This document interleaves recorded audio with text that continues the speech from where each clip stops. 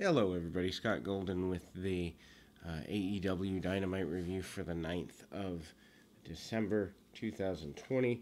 Yet again, they have a phenomenal program. Yet again, they prove why they are the best wrestling organization in North America, in my opinion. Maybe the world. I don't follow international well enough to speak on that, but I will easily say the best in North America today and probably in the last I'd say 25 years at least.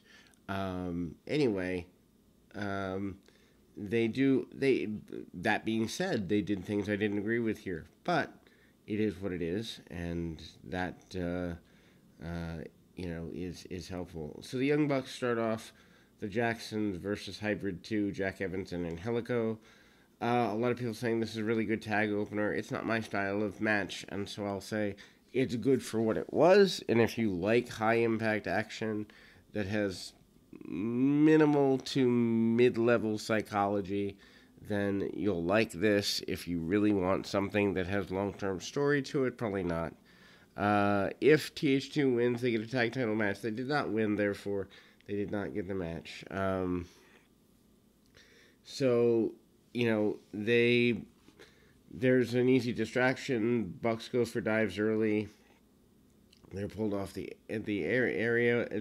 apron. Bucks hit spears on the floor. They hit some drop kicks and a top rope dive from Nick Buck. And then we see Bucks isolating Evans, and they hit some more drop kicks.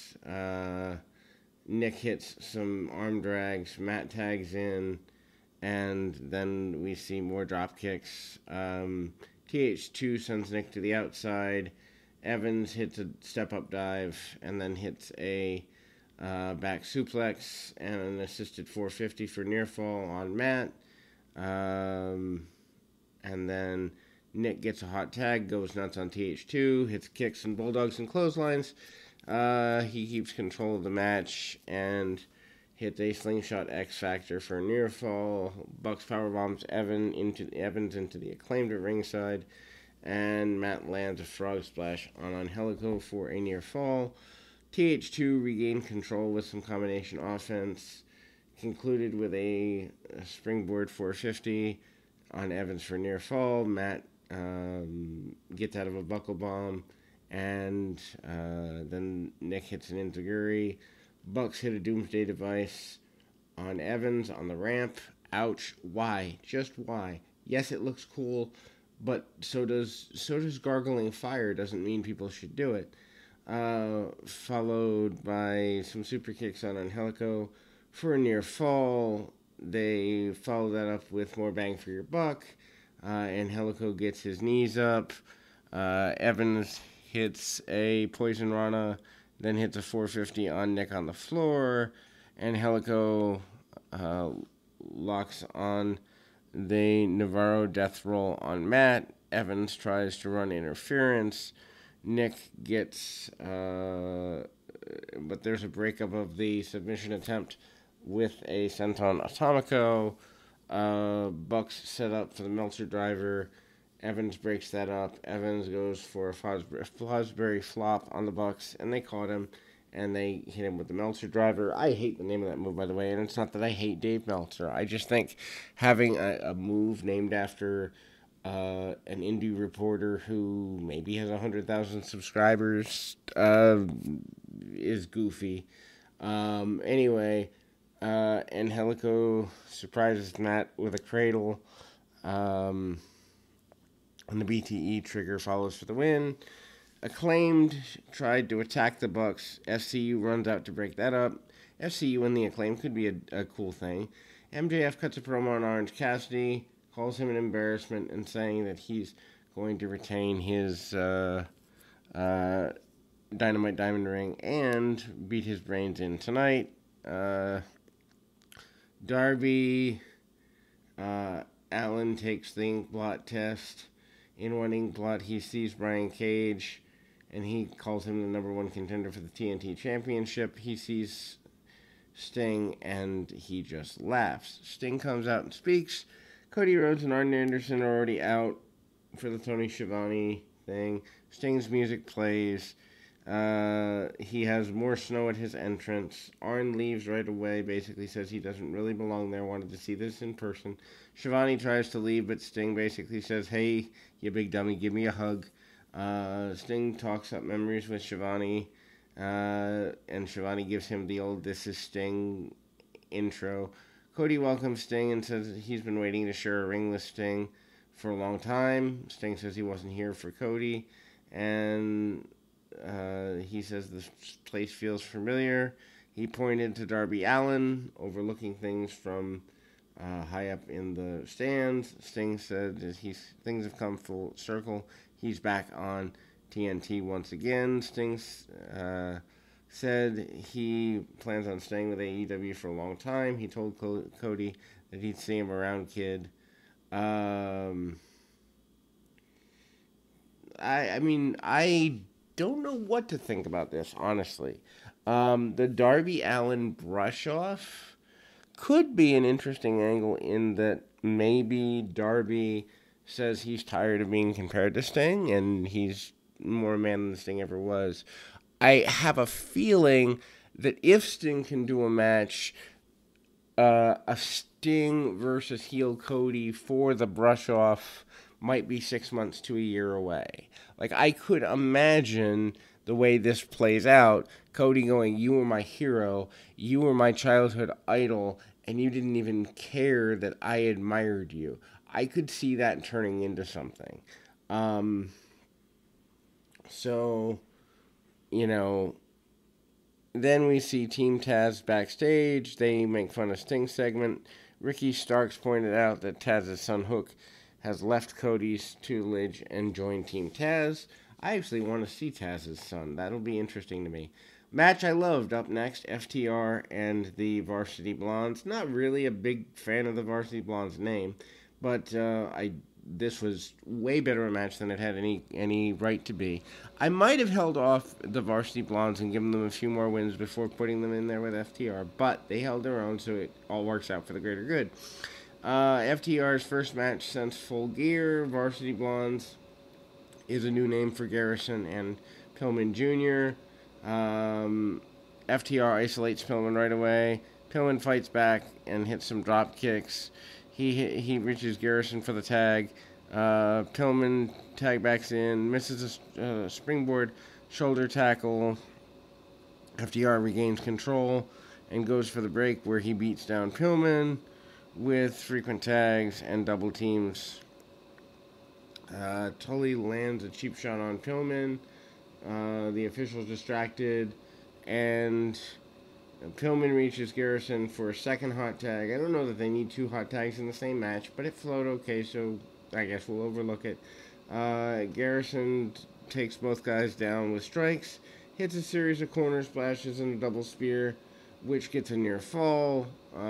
Hayward fights out of a suplex, and Pillman tagged in, and he's met with a brain buster. They hit the Goodnight Express to pick up the win. After the match, FTR exchanged words with Jurassic Express at ringside. Jurassic Express and FTR could be a fun match. I don't know if I can't remember if they've already done it. Hangman Page is interviewed by Alex Marvez. Again, anybody in the comments, anywhere, Twitter, anywhere, tell me what Alex Marvez brings to the table. Because to me, and I'm not doubting the guy, like, I hate him or anything, I don't, but I don't see any value in having him on staff unless he does something backstage. Anyhow, Hangman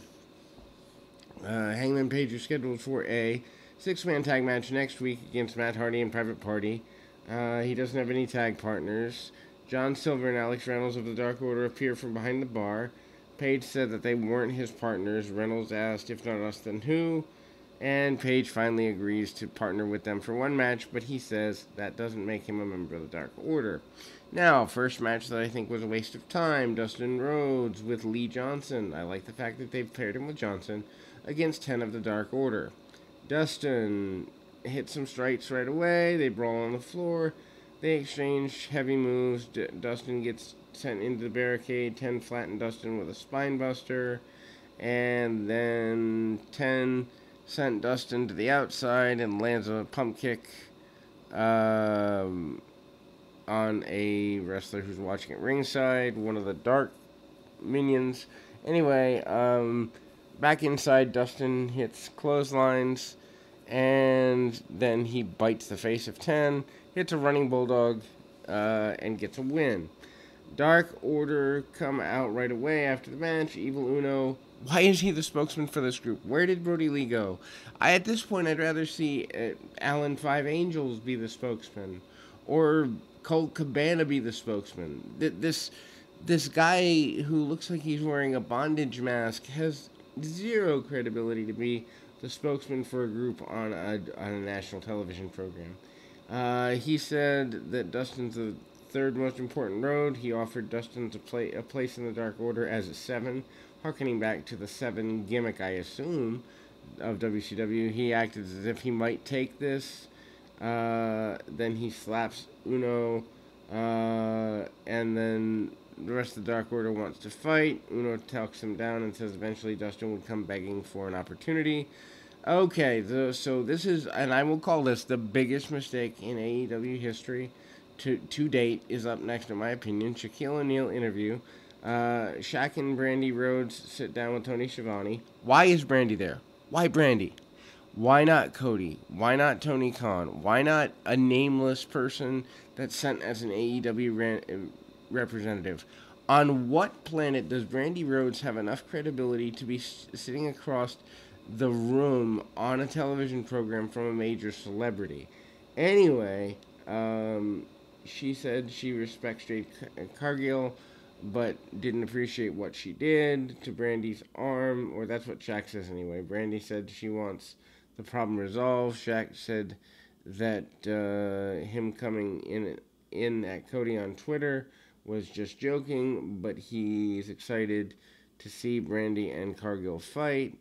And Brandy's about to walk away. Shaq tells Brandy she should watch Cargill while she's injured and learn a few things. Brandy's fed up with this and threw water in Shaq's face.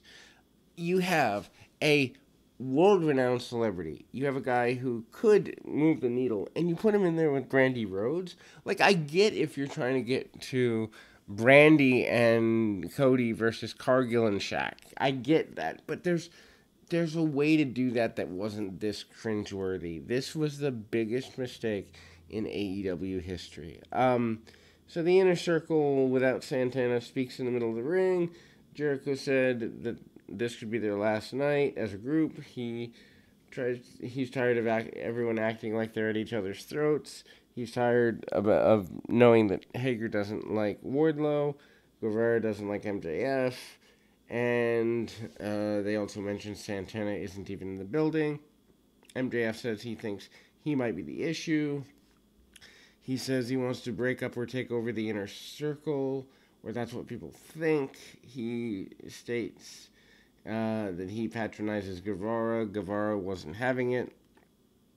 Jericho jokes that everyone watches Dynamite, so everyone sees what happened with MJF and the towel last week. Ortiz speaks. He called MJF and Wardlow names, and then he does admit that they are assets as talent, but not as human beings. Ortiz says that MJF is growing on him and asks Guevara to shake MJF's hand because together they're better. And then Guevara says he trusts Jericho with everything, so he shook MJF's hand. But one more thing, if one more thing happens, he will quit the Inner Circle. They shake hands. Hager speaks out and asks why Wardlow keeps staring at him. And then they agree that both Wardlow and Hager will stop staring at each other.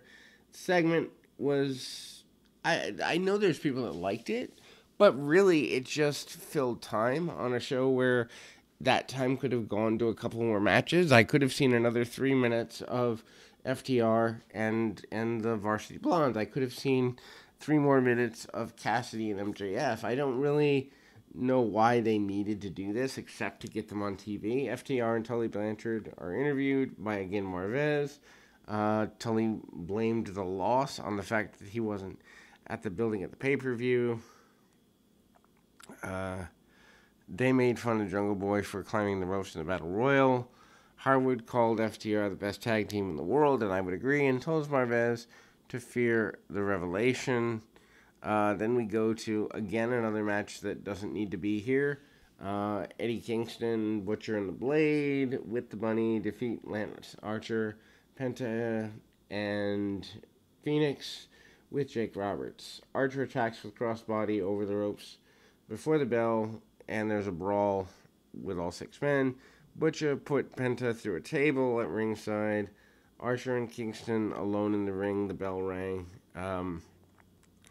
Butcher levels Phoenix with a crossbody on Penta, and Penta's tended to by officials.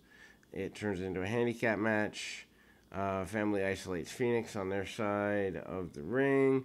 Bunny attacks Phoenix while Blade distracted the official. Phoenix escapes Kingston's attack and hits a cutter for the heart tag.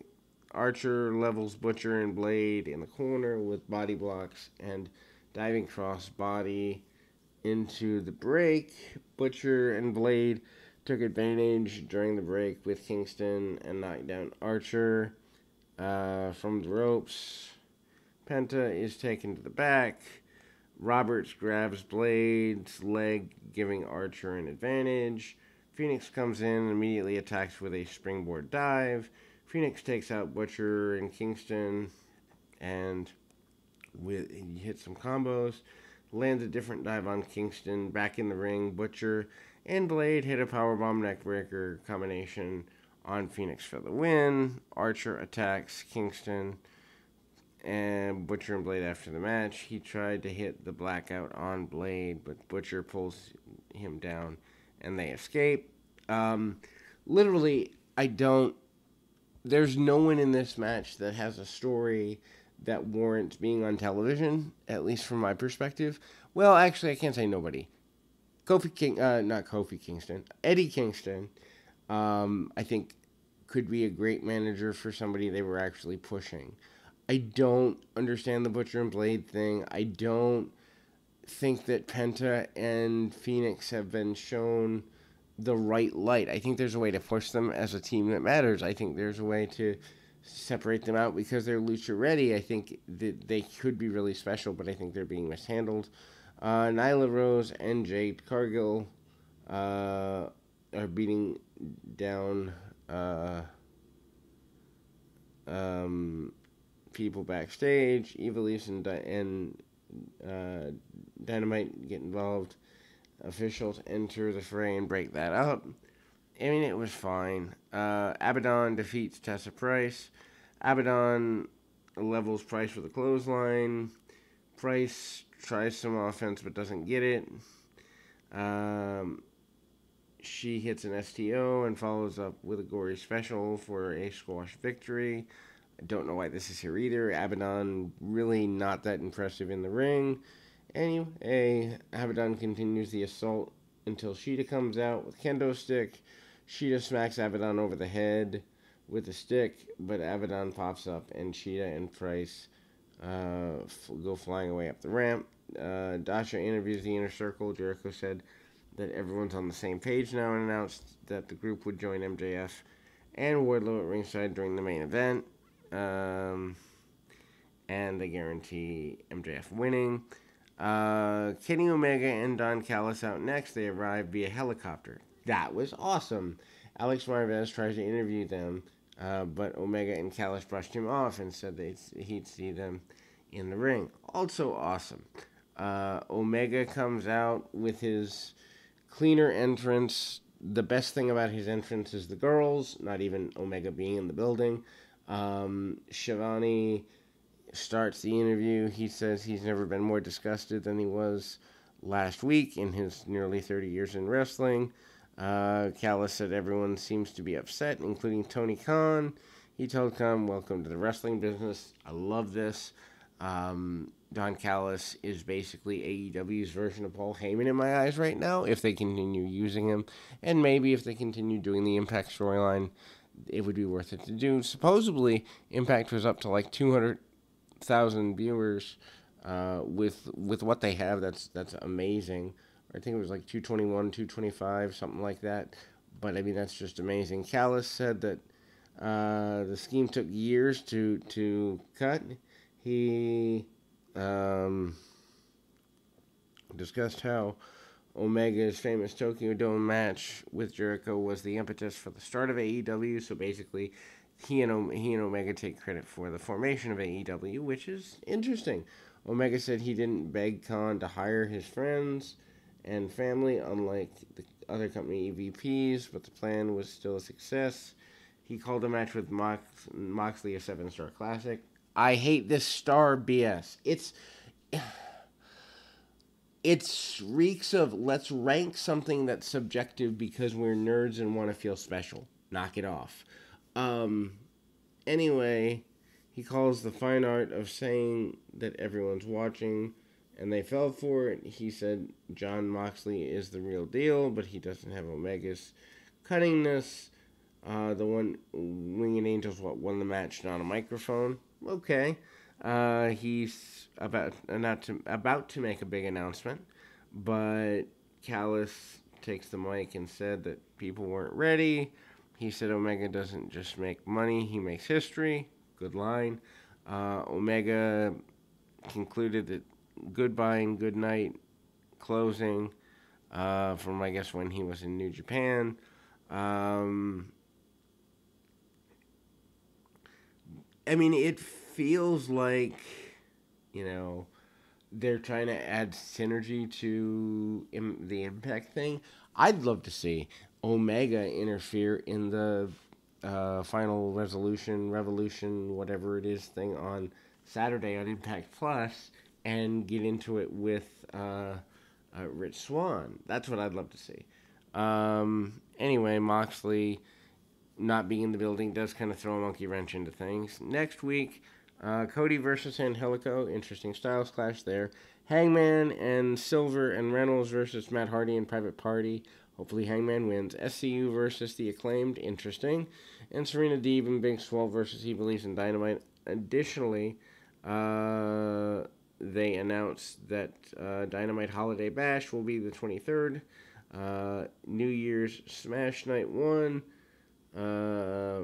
will be the 30th of December, and January 6th will be New Year's Smash Night 2 with special guest Snoop Dogg. They're really pushing, and I'm impressed with this. Main event time.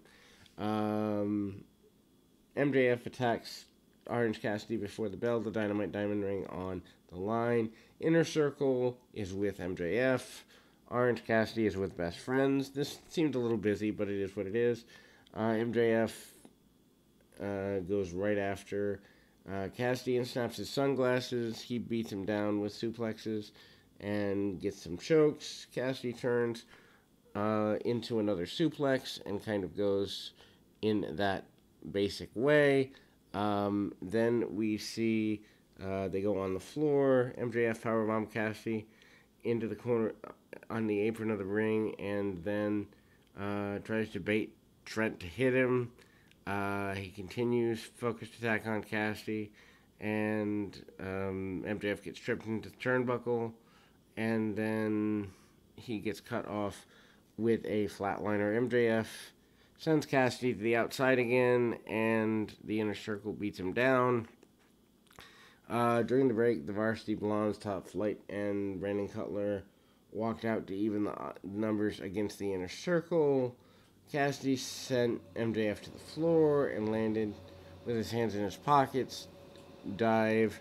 He follows up with a tilt-a-whirl DDT and a diving DDT for near fall. MJF dodged a right hand and landed one of his own, followed by a diving stomp on Cassidy's arm and a cradle from Cassidy. Gets a 2 count. MJF hits a shoulder breaker and a modified powerbomb. He goes for a heat seeker. Cassidy backdrops him to the outside. Cassidy,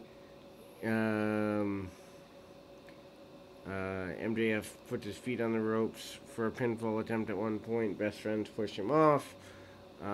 Cassidy kicks out. MJF gets a bat and acted like Cassidy hit him with it. But before official could turn around, Cassidy puts his hands in his pockets and turn the tables. MJF argues with the official. Cassidy hit the beach break for a near fall. MJF goes for the salt of the earth, but Cassidy fights out. MJF snaps his fingers in the old, what is that? The Jimmy Havoc spot. Gosh, I'm glad he's gone. Anyway, Cassidy hits an orange punch for another close fall. Second orange punch would have won. Wardlow puts MJF's on the ropes, leading to a brawl between everybody at ringside. Miro takes advantage of the carnage. He runs down with Kip Sabian, leveling Cassidy with a lariat. MJF crawls over to Cassidy, covers him, gets the 3 count, and retains the diamond ring for what will be the second year, I suppose. Security comes out to subdue Miro, beats them all down, and then he tosses somebody off the stage. Miro and Sabian posed on the ramp. Dynamite goes off the air. Interesting multi-person segment. I don't necessarily know that it needed to happen that way, but it was fine. Mostly, I'd say 3/4 of the show is good, but to be completely honest, I think it's possible that when I review NXT, I've watched the show, just going to review it now, that NXT might have the better show tonight. It's at least possible. Anyway, till next time, keep your feet on the ground, your mind in the moment. Till next time, everybody.